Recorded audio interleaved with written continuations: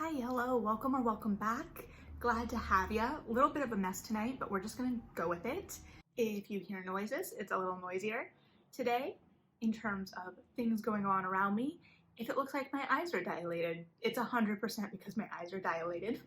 I had my first optometrist appointment in over a year and a half-ish today, and I am at high risk for a lot of eye issues. So we're good for now, but that means my eyes are really dilated and I actually can't see a whole lot. So despite that, I did want to talk about a book I read this week that I think is a really great vehicle for a lot of conversations, and that is Let's Get Back to the Party by Zach Sala. I am going to throw the cover up because it's a library copy and shiny. But this is a literary fiction title that had come out earlier this year and is still a newer release, and it follows two points of view, two protagonists.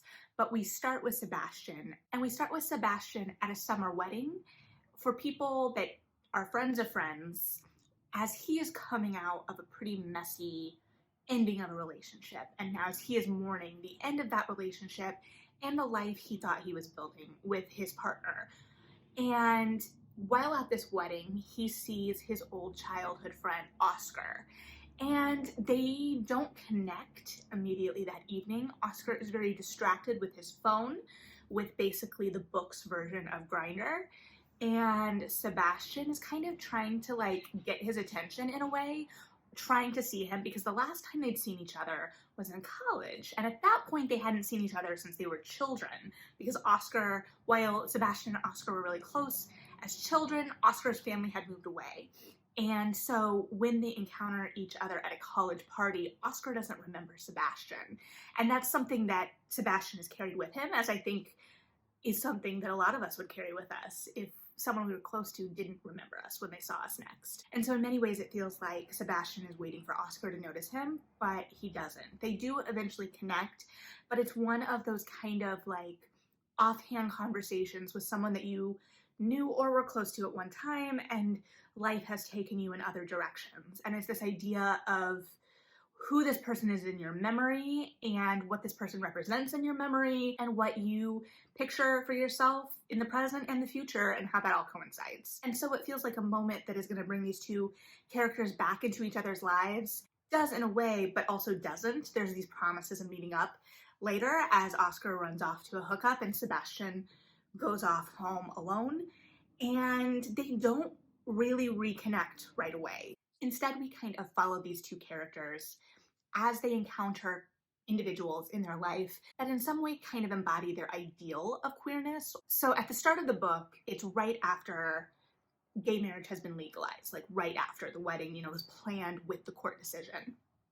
And so both Sebastian and Oscar exist in kind of this in-between generation of queer men. So Oscar, who we first encounter very distracted by this potential hookup, ends up getting stood up that night. And instead he meets this man who is a renowned, though fading, star of an author who was pivotal to gay literature in the 70s, 80s. So he's very much of that old guard and one of the remaining elders of the community, in the sense that AIDS robbed us basically of a generation. And so the work that Oscar discovers from this man is kind of like the halcyon days of hookups, and it's very sex focused. And Oscar is a character or an individual, or however we want to look at it, who is struggling with the changes he is seeing in his community. So he becomes obsessed with this idea, starts reading this man's work, communicating with him, trying to impress him, almost kind of cataloging his own hookups and conquests in comparison to this man. And so he's trying to connect with this piece of the past and almost preserve it through action in a way, while also battling these things that he feels are encroaching on his territory. And so that's all kind of like Oscar's side. He's kind of looking to the past in many ways. And so Sebastian, who in a lot of ways is rooted to his past and kind of mourning that, becomes obsessed in a way with a young student. And this is where the language is very fraught, because the nature of the obsession for both of these men is very fraught and dangerous and purposefully, but when you add in the age factor, obviously there's an extra level of unease as a reader. And there are times where you're like, did this cross a line? But Sebastian is also always questioning that. And he is more obsessed with the idea of what this young man's youth represents and what it means to be a young gay man at this moment. And what are the things that Sebastian never got to experience, or what are the differences? He's almost kind of enamored of this idea of what this young man can be in spaces now. And so he is looking to the past in a way, because in a way he's looking to his own past and engaging with his own past, but always through the context of like the future generation. So both points of view do feel a little nostalgic, a little reflective, and kind of backward looking in some ways, because Oscar is looking back more on like the community as a whole, and Sebastian is looking more back on his personal life. Both reflect obviously on their personal lives, but Sebastian is thinking a little bit more individual and Oscar is thinking a little bit more broad picture, while still being very focused on himself in terms of like wants and needs, to be clear. And this is a very character-focused novel. It's very reflective. We switch between the 2 points of view. There is a little bit of fluidity there, but it's kind of hard for me to articulate like where those moments happen. The chapters are like longer sections that kind of follow an overarching idea, and then we switch between the points of view inside. And then each point of view has its own kind of flavor. And I thought that that was really interesting as well, because Sebastian, to my reading, was a little bit more reflective, a little slower. He was a lot more like chunks of text, like different chunks, or we'd get like large chunks, sometimes without quotation marks, sometimes just kind of like stream of consciousness thought. And it kind of fit with his character. He's a little bit more anxious. He's a little sadder. He's a little more reflective, a little bit more intellectual. And he is going to like go on these tangents of thought. It also uses pieces of art in an interesting way. Okay, so one of the classes he teaches is AP Art History. And that actually comes in a little bit at the end in a way that I'm like, oh, that still exists. I came from a very small school system, so they were getting rid of even a second language by the time I was graduating. So one of his classes and kind of his passion project, or passion class, I don't know what you want to call it, is art history. And so he sees the world through artwork, and all of his kind of flashbacks are framed through these pieces of art, and they kind of like get their own section. So it'll name the piece of art and the artist, of course, and then kind of like go into the memory of it. And Oscar's sections are different. They're more propulsive.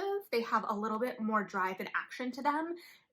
And then part of that too is like Sebastian is much sadder and Oscar is much angrier, and that isn't any revolutionary observation. It's directly called out in the text. And so his have a little bit more propulsion, a little bit more drive to them. He doesn't have kind of like the sections of like the artwork framing device. The closest like comparison is those sections of text from these fictional books.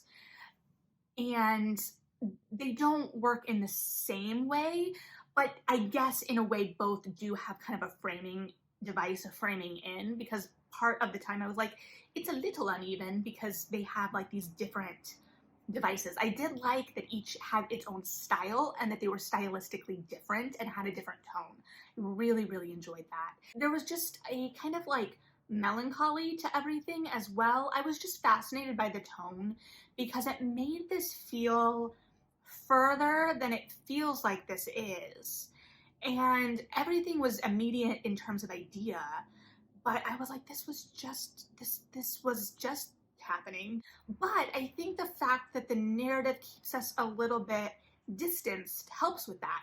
Or maybe the fact that the narrative is making it feel distanced helps us as readers keep it a little emotionally distant, while also being very emotionally immediate in other places. So our protagonists very much sit in the middle of this and have to kind of navigate where they fall and also kind of like reevaluate their worldview based on the way the world is changing around them or other things, and their perceptions of these people that they have kind of made their ideals get challenged, and they have to respond to that. And the narrative does throw Oscar and Sebastian back together in interactions, and they and their relationship and how they interact with each other is definitely a center of this story, but it much more is like kind of like focused on their personal journeys, and we kind of see where they intersect and weave back out,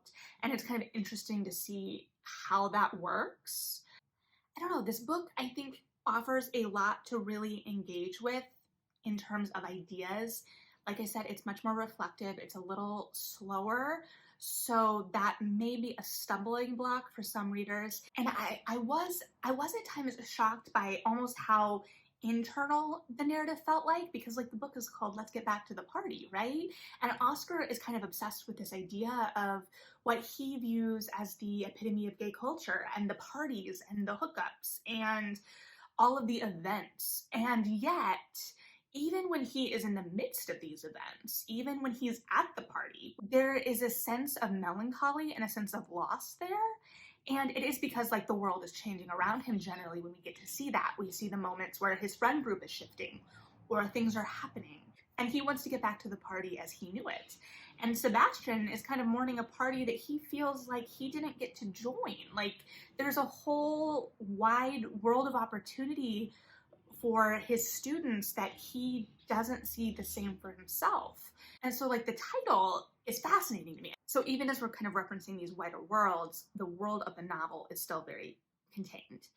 And the narrative is still pretty contained. So yeah, I think that this was a quieter novel in some ways than I was expecting, but it has a lot of emotions and strong emotions, both sadness and anger, kind of brewing under the surface. And almost the way that the narrative feels so controlled and contained kind of helps elevate those emotions and that anger and sadness, because it feels like we as readers, or at least to my experience, it's where do we funnel that? Where are our characters funneling that? And you know, that plays into the climax of the book too, but there's a lot going on within the stillness too. So I don't know. So yeah, leave your thoughts below. Thanks for hanging out with me. Read something good, and yeah,